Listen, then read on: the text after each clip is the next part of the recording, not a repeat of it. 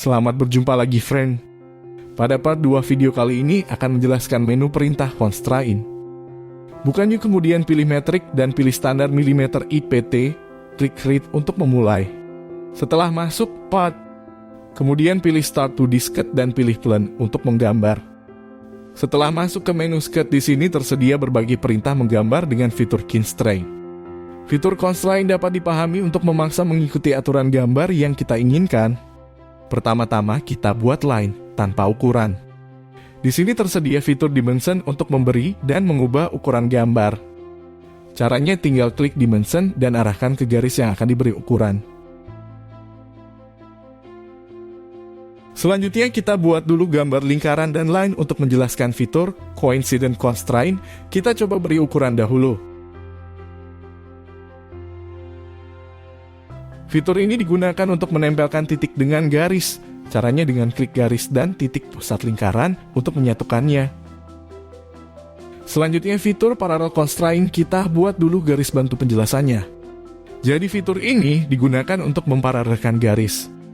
Garis yang miring akan kita paralelkan mengikuti garis satunya, caranya dengan mengklik masing-masing garis.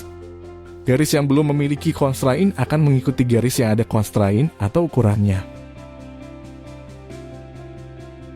Selanjutnya ada fitur tangan, kita buat dulu garis bantunya.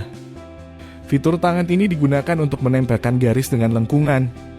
Caranya klik garis dan lingkaran yang ingin disatukan. Fitur ini pasti akan sering kalian gunakan, friend. Collinear constraint, fitur ini digunakan untuk menempelkan garis dengan garis. Sehingga dua garis ini akan menjadi satu kesatuan. Caranya tinggal klik kedua garis yang ingin disatukan. Kemudian ada fitur perpendicular constraint. Kita buat dulu garis kotak yang tidak beraturan sudutnya. Jadi fitur ini digunakan untuk memaksa sudut yang tidak beraturan menjadi tegak lurus. Seperti yang saya contohkan ini, friend.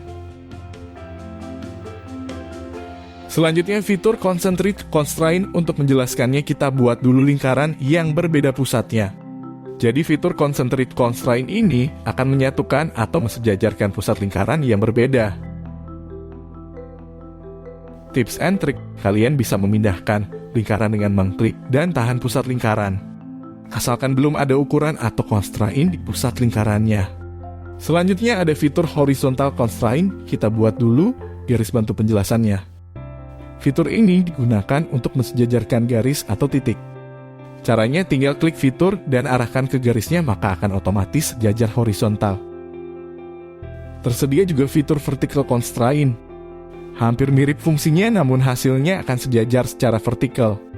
Jadi kedua fitur ini sangat mirip fungsinya dan kalian akan sering menggunakannya. Kita buat garis bantuan dahulu untuk menjelaskan fitur selanjutnya. Fitur symmetric constraint ini digunakan untuk mensimetriskan garis atau menyamakan besaran kedua sudut di antara garis, seperti yang saya contohkan ini. Yang terakhir ada fitur equal, fitur ini digunakan untuk menyamakan ukuran gambar.